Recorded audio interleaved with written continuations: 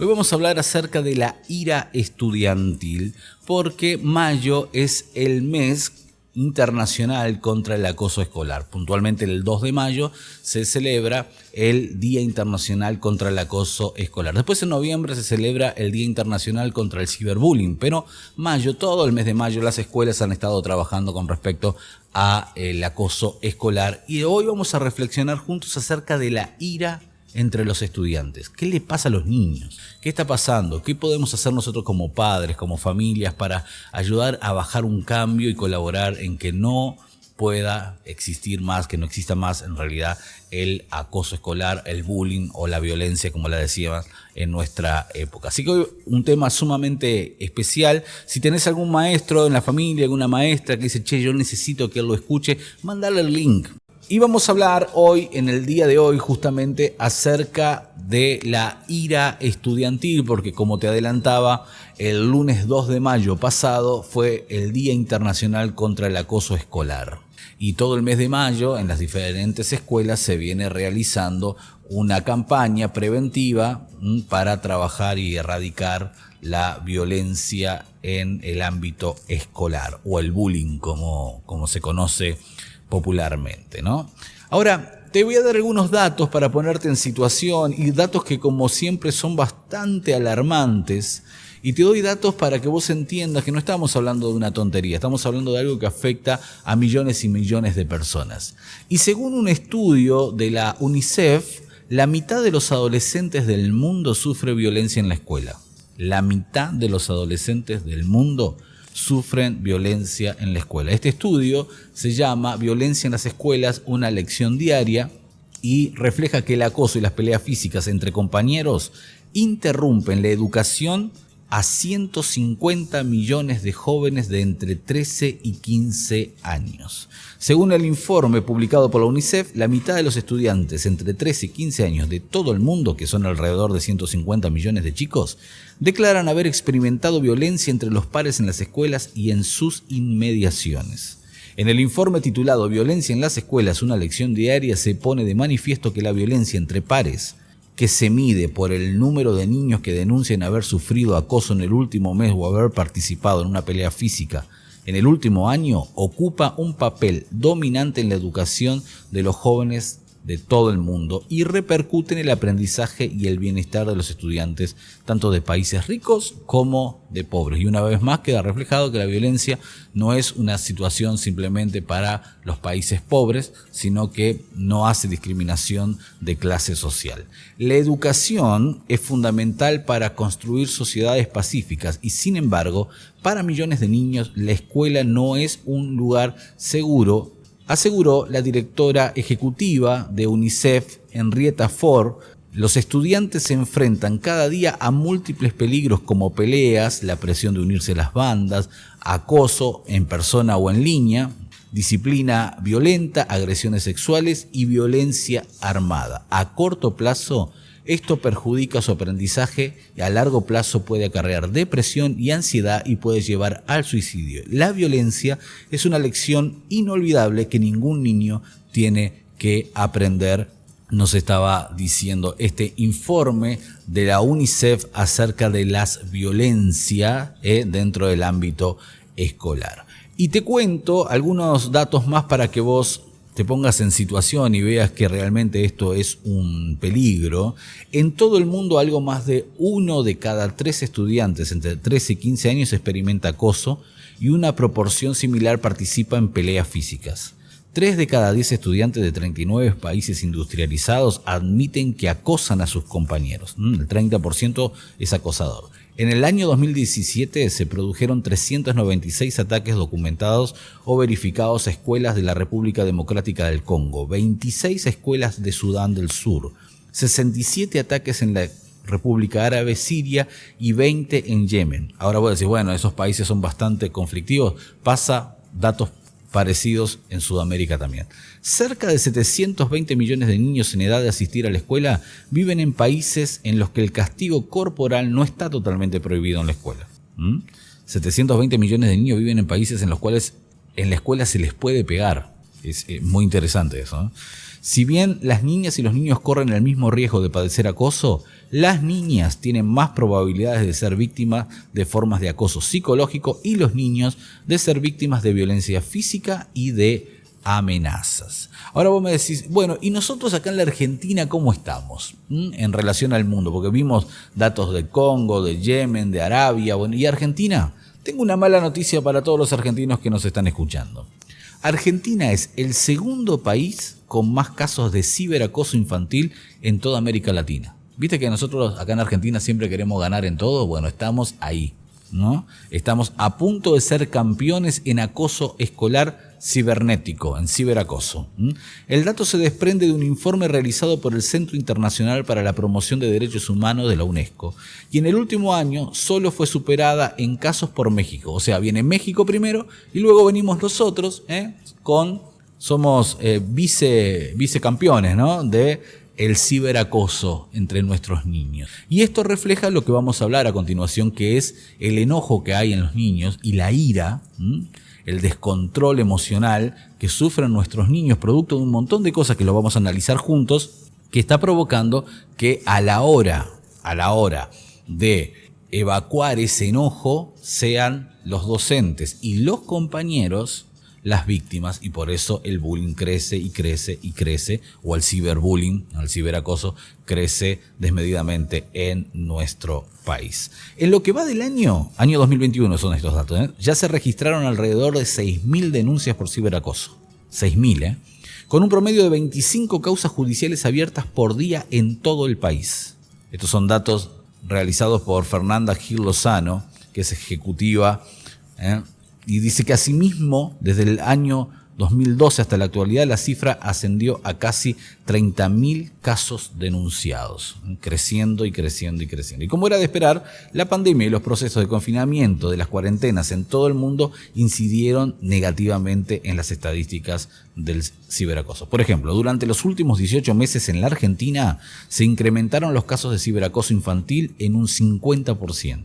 Y hacia fines del año 2019, 1 de cada 4 casos de acoso escolar o bullying se manifestaba a través de las plataformas digitales. Sin embargo, actualmente son 2 de cada 4 los casos que suceden en las redes o servicios de mensajería como, por ejemplo, WhatsApp. El informe reveló que el 80% de las víctimas de bullying virtual infantil son niñas, a diferencia de lo que ocurre con el bullying presencial, en el que el 60% de los casos representa a víctimas varones, ¿no? Es como que las niñas son mucho más víctimas del ciberbullying, pero los varones del bullying o de la violencia presencial, ¿sí? Entre los dispositivos más utilizados donde ocurren esos casos se encuentran los smartphones, los teléfonos. A su vez, la aplicación más usada para los perpetradores es el WhatsApp, con un 74.3% de los casos. En tanto, Instagram, Facebook, Twitter, Zoom, Telegram se reparten en ese orden el 25% restante. Así que ahí está en el asunto WhatsApp, donde los perpetradores en un 73% generan acoso. Ahora bien, todo esto estamos hablando para que vos entiendas en el marco de que realmente son números alarmantes y que nos preocupa y hay cosas que vos y yo podemos hacer. Bien, estábamos hablando acerca de la ira estudiantil y te puse en contexto de cómo viene la mano en la Argentina, siendo ahí, peleando la punta como siempre. Nosotros no nos gusta perder nada, ¿no? Entonces queremos quedarnos primerito en el ciberacoso. Nos viene ganando México. Lo digo en chiste, la verdad lo digo en chiste, pero es preocupante de que seamos una sociedad en la cual no podamos llevar adelante todas estas cosas que nos están pasando. Y hablábamos acerca de la ira estudiantil y cómo eso está afectando a los docentes. Y atención los docentes, porque obviamente los maestros son aquellos que reciben a los niños durante 4 o 5 horas, o a veces más cuando es jornada extendida, y los tratan de contener y todo lo que al niño le está pasando. Y tengamos en cuenta que la OMS, la Organización Mundial de la Salud, ya está hablando de niños extremadamente angustiados, depresivos, niños que están teniendo algún tipo de trastorno y que necesitan esa contención. Pero cuando no la reciben en casa, la escuela es quien recibe y a veces el docente termina siendo víctima de toda esta impulsividad que carga el niño o el adolescente. Te doy algunos datos. En el año 2019 en España se contabilizaron 39.675 agresiones físicas y verbales a los docentes de 7 autonomías de aquel país. En 1 hora y media, un mismo padre, dice esta docente, mira lo que dice esta docente, en 1 hora y media, un mismo padre puede escribir 6 correos o mensajes de WhatsApp en tono agresivo. Los padres te acosan por correo o por teléfono porque los exámenes son muy difíciles o las notas no son las adecuadas. Lo que subyace, aparte de la falta de respeto hacia los funcionarios, es la presión para modificar notas para futuras carreras, censura Laura Sequera, coordinadora estatal del defensor del profesor del sindicato ANPE. Entre las 1.594 actuaciones de este servicio, el ciberacoso de padres a docentes, escucha bien esto, ¿no? Padres a docentes, subió el 2%, del 2% al 5%, de 31 casos a 79 casos entre el curso del año 2018 y 2019. O sea, no solamente que existe, y esto a prestar mucha atención, y yo les cuento datos de España, ¿por qué? Porque lamentablemente nuestros países terminan siendo espejo de lo que pasa en otras culturas, en otros países, ¿sí? Y a veces uno mira y dice, bueno, qué raro que sacaron una ametralladora y mataron chicos en una escuela en Estados Unidos. Pero esto se viene, gente. Esto se viene. Tardará más o menos. Ya está pasando en la Argentina, ya está pasando en los países de Latinoamérica. Y tenemos que prestar atención a cómo ellos resuelven las cosas, pero también cómo ellos les afectan todas estas cosas. Y entonces, lo que está diciendo esta docente, quien es coordinadora estatal del defensor del profesor del sindicato ANPE, ahí en España, es que no solamente existe la ira estudiantil, sino que los padres acosan de manera cibernética, por mensaje de texto o a veces presencial, a los profesores. Así que el profesor recibe la ira del estudiante, pero también a veces fomentada, fortalecida por el enojo de los padres por no estar de acuerdo con las calificaciones o con alguna cosa que el docente ha estado pensando. Ahora, acá viene un tema que es como muy interesante. Yo trabajo en escuelas hace 15 años. Hace más o menos 15 años que comenzamos a girar por todas las escuelas de la provincia. Lo hicimos primero en Paraguay. Lo hicimos también en Uruguay en las escuelas que nos permitieron, porque ahí hay algunas situaciones que no te permiten, pero hemos estado en algunas escuelas también ahí en Uruguay. Y el reclamo docente, y si hay algún docente ahí que me está escuchando que quiere compartir conmigo, lo puede hacer al 3754-475399.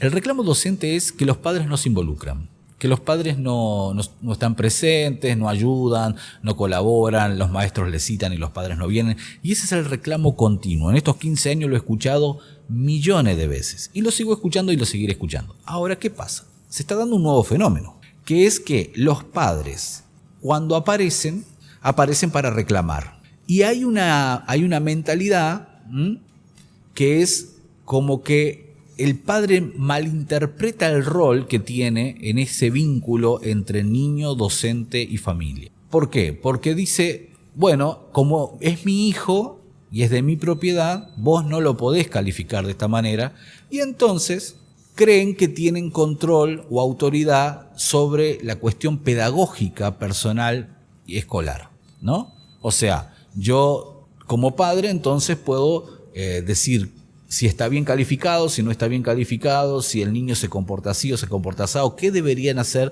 dentro del marco escolar. Y eso es no saber cómo acomodarse en este rol de relación padre y escuela. Y es bien complicado eso, la verdad que es muy difícil de poder, porque es algo relativamente nuevo. A ver, no lo hicimos nunca. Nosotros por ahí, bueno, algún padre iba, se acercaba, pero por ahí si no lo hiciste nunca y de repente querés ser como un padre presente, tenés que saber hasta dónde va. Como el docente tiene que saber también hasta dónde va. El docente tiene un límite que dice, bueno, yo acá refuerzo las conductas positivas, trato de ayudar, trato de educar, tengo una currícula que puedo compartir con sus hijos, pero hay cosas que no me puedo meter. Así también los padres, nosotros los padres, tenemos un parate, un límite en el cual no podemos trascender porque nosotros no manejamos los recursos pedagógicos que maneja un docente y mucho menos podemos ingerir meternos en esta situación de cómo manejar las cosas dentro del aula o dentro de la escuela. Estamos hablando siempre de que no se transgreda la ley, ¿no? O sea, estamos hablando de que no exista violencia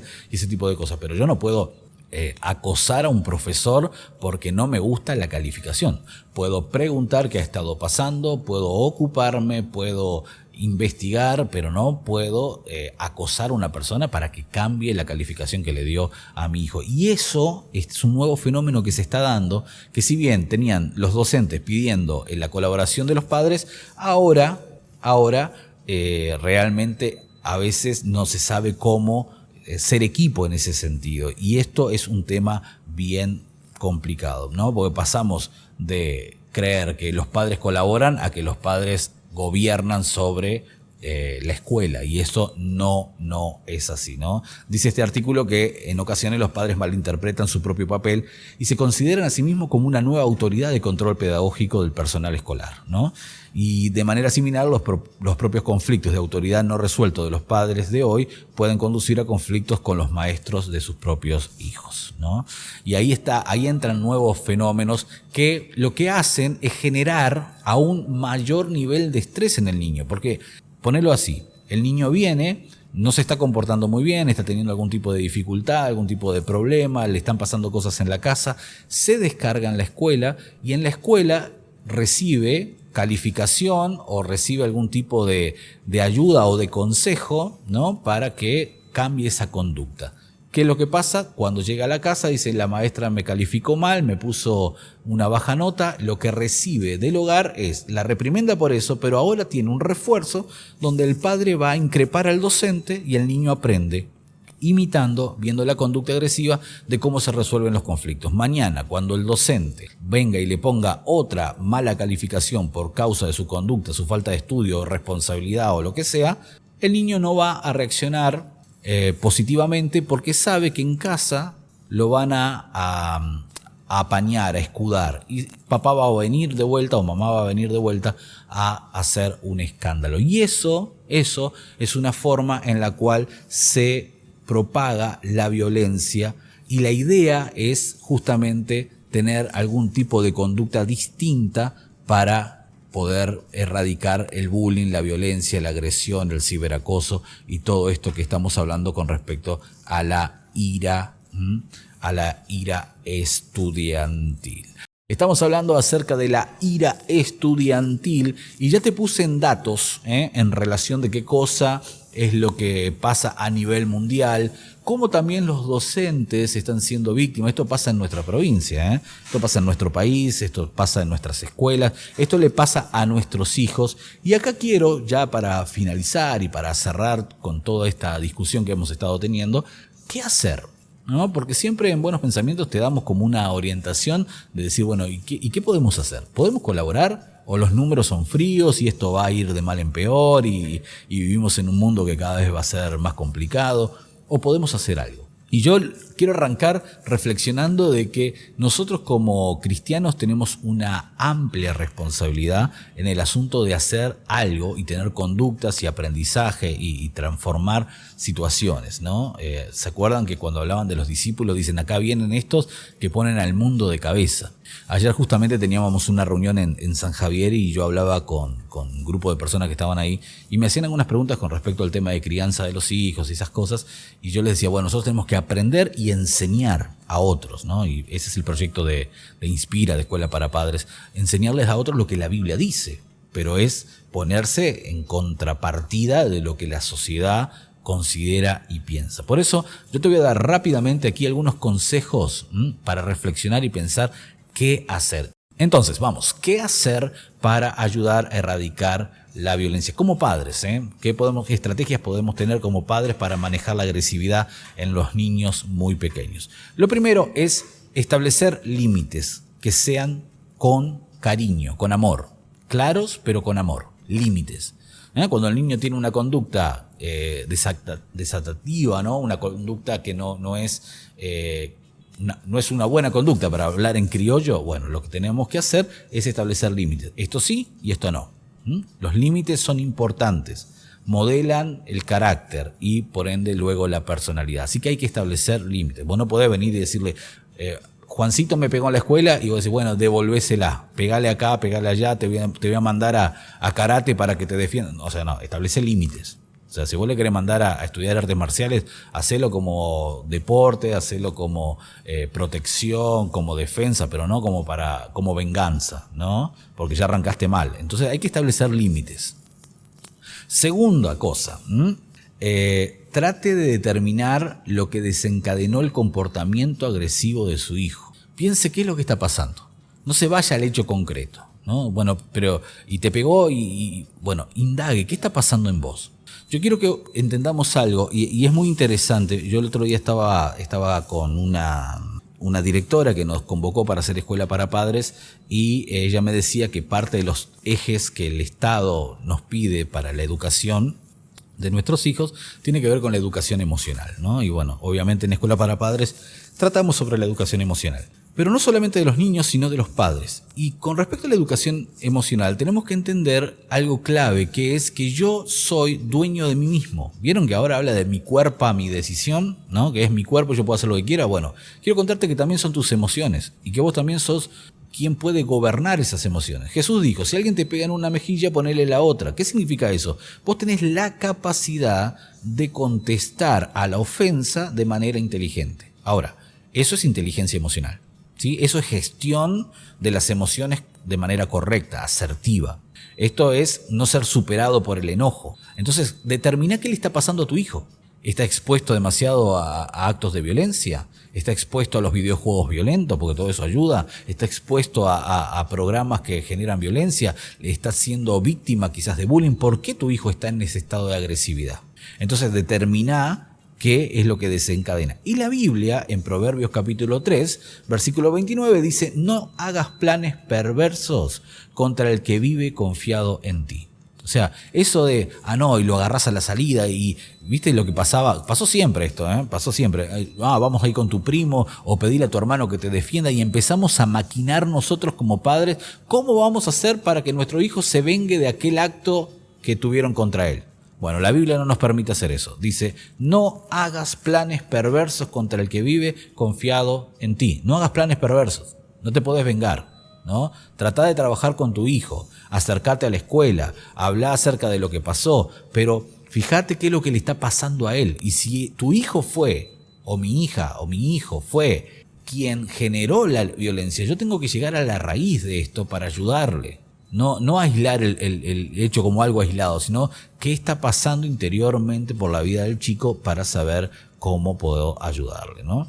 Otra de las cosas es, sea claro, ¿no? No sea ambiguo. Los dobles mensajes, ¿tá? A veces nosotros decimos, bueno, no, pero no tenés que ser violento, tenés que tratar... Y bueno, y si te vuelve a pegar, bueno, ahí sí. Entonces es un doble mensaje eso, ¿no? O sea, no seas violento, pero si lo vuelve a hacer, entonces defendete. Hay que ser claro y hay que tener un mensaje único. Si yo estoy en contra de la violencia, estoy en contra de la violencia, no importa lo que pase. Y esto es muy nuestro, muy rioplatense, ¿no? Nos sube la bilirrubina, la sangre, la tanada o qué sé yo, esas cosas que nos pasan a veces y explotamos. Y nos pasa a todos, y hay gente que dice, bueno, te metés con mis hijos y vas a conocer, bueno, todas esas cosas que nos pasan a nosotros. Pero si estamos en contra de la violencia tenemos que ser claros, ¿no? Tener un mensaje único y sobre todo tratar de explicarle que la violencia no conduce a nada, ¿no? Otro de los puntos importantes es use el reencauce, ¿no? Vuelva a organizar las cosas, reencauce las situaciones. ¿Qué es lo que está pasando? ¿Por qué están siendo víctima o victimario de bullying o de violencia? Y en ese sentido, la Biblia vuelve a hablar y dice, Proverbios 3:31, no envidies a los violentos ni optes por andar en sus caminos. O sea, si vos estás siendo víctima de violencia, no hagas lo mismo. No optes por resolver los conflictos de manera violenta. Porque si estás en contra de la violencia, entonces tenés que tener un mensaje sumamente claro, ¿no? Entonces dice la Biblia en Proverbios 3:31, no envidies a los violentos ni optes por andar en sus caminos. Otro de los consejos que aparecen es convertirte en un coach, en un entrenador de tu hijo, ¿no? sobre todo en estas cuestiones de las habilidades emocionales. Que él entienda que él tiene una caja de herramientas para poder salir adelante de un conflicto. Y que si está siendo víctima de violencia, bueno, tiene docentes, preceptores, a la misma familia, amigos. En el bullying hay 3 participantes muy, muy importantes, que es el agresor, la víctima y los espectadores. Los espectadores pueden ser reforzadores, que hacen que el agresor se vuelva más violento, o pueden ser parte de aquellos que ayudan a la víctima a salir adelante. Bueno, son recursos que la víctima tiene ante el bullying. Entonces vos tenés que ser un entrenador, pero no un entrenador, no le vas a colgar la bolsa de arena para que endurezca los nudillos y le pegue más fuerte al compañero, sino para decir, bueno, si pasa esto, puedes reaccionar así. Tenés a esta persona con quien acercarte, puedes venir a hablar conmigo, convertite en un entrenador. Y nuevamente la Biblia en 1 de Pedro, capítulo 3, verso 9, dice, si alguien les hace algo malo, no hagan ustedes lo mismo. Si alguien les insulta, no contesten con otro insulto. Al contrario, pídanle a Dios que bendiga a esa persona, pues Él los eligió a ustedes para que reciban bendición. 1 de Pedro 3:9 en lenguaje actual, ¿no? O sea, ¿qué es esto? Es el apóstol Pedro enseñando como un padre a sus hijos que no hagan lo mismo que han recibido, ¿no? ¿Por qué? Porque hay una enseñanza de Jesús que es que debemos de tratar a los demás como queremos ser tratados, y se llama la regla de oro. Dice, al contrario, pídanle a Dios que bendiga a esa persona. Y ahí nos enseña que cuando oramos por bendición sobre alguien, limpiamos nuestro corazón. Y eso le debemos enseñar también a nuestros hijos. Estos son principios no para aprender cuando tenemos 40 años, es para aprender cuando tenemos 7, 8 años. Y de esa manera tu corazón siempre estará limpio. Y acuérdense, señores, que no existe corazón más perdonador y más fácil de reconciliar que un niño. Los expertos dicen que para el niño es más importante jugar que mantener el rencor. Por eso es que los niños chiquitos enseguida se perdonan y vuelven a jugar. ¿Por qué? Porque para ellos es más importante jugar que estar ofendido con su amigo. Entonces, ¿qué dice Pedro? No hagas lo mismo que te hacen. Entonces, te propongo convertirte en un entrenador, en un coach emocional para tu hijo. Eso implica crecimiento personal, ¿no? Porque si vos le decís a tu hijo no pelees con tus compañeros, pero vos te peleas con los tuyos, bueno, como siempre el modelaje, como siempre la vara al lado es sumamente importante. Pero convertite en un entrenador para tus hijos. Otro punto importante es utilizar el lenguaje. ¿Y a qué me refiero con esto? Bueno, hay veces que no sabemos exteriorizar en palabras lo que sentimos. Por eso que usamos las manos o el berrinche o explotamos. La falta de palabras hace que la sociedad sea cada vez más violenta. Porque por ahí no sabemos cómo poner en palabras lo que sentimos, lo que pensamos, lo que nos está pasando. Entonces, un lenguaje más rico en nuestros hijos nos va a ayudar a que ellos puedan, en palabras positivas, poner todo lo que les está pasando. Hay un tema con la educación emocional que es que aprendamos a diferenciar emociones de sensaciones y aprendamos a entender que las emociones no son ni buenas ni malas, que sino son todas útiles y necesarias, y que el niño aprenda a decir estoy frustrado o estoy enojado o tengo miedo, o sea, que pueda poner en palabras qué es lo que le está pasando. Y eso se aprende en casa. Eso se refuerza en la escuela, pero se aprende en casa. Acuérdense que estamos todos de acuerdo que la casa es la escuela primaria para todo niño. Entonces, que aprendan a hablar correctamente, que aprendan a canalizar y exteriorizar lo que les está pasando por dentro por medio de un lenguaje sano. Y el libro de Tito, capítulo 3, verso 2, dice, no deben hablar mal de nadie, ni discutir. Deben ser amables con todos y mostrar humildad en su trato con los demás. No hables mal de nadie, no discutas, tenés que ser amable en tu trato y mostrar humildad a la hora de tratar a las demás personas. ¿Te das cuenta que la Biblia tiene consejo para todo? Que la Biblia te llena la cabeza de buenos pensamientos. Y vos que me estás escuchando ahí decís, bueno, pero qué difícil. Claro que yo nunca te dije que va a ser fácil, pero sí es posible. Con reeducación. Y el cristianismo es esto, gente. El cristianismo es reeducación. Yo lo hacía de una manera hasta que me encontré con Jesús. Jesús me pasó un librito y me dijo, estudiate esto. Y encontré en la Biblia un modo de hacer las cosas distintas, que va contra mi naturaleza, contra los mandatos familiares, contra los mandatos sociales, pero que a la larga trae beneficio y bendición. Estamos hablando de la ira estudiantil, estamos hablando de lo que le pasa a nuestros niños. Vamos a hablar en próximos programas, yo ya estoy trabajando en esto, el programa se va a llamar Corrige a tu hijo con vara y vamos a hablar acerca de datos alarmantes, muy alarmantes que está pasando en Argentina. Te digo así muy rápidamente, el 70% de los hogares de la Argentina educa a los hijos a través de la agresión física y esto no colabora en que los niños resuelvan las cosas de otra manera que no sea a través de la violencia física. Entonces, vamos a hablar acerca de estas cosas para seguir ayudándote en sacar adelante tu casa y tu familia a través de buenos pensamientos, pero a nuestros hijos le está pasando un montón de cosas, a nuestros hijos la pandemia también les ha afectado, pero tenemos que nosotros como padres ayudarlos a través de estos breves consejos que te acabo de dar a que puedan salir adelante en todo conflicto y en toda situación. En Leandro N. Alén, Misiones, Radio y Unoya. Un nuevo amor llega.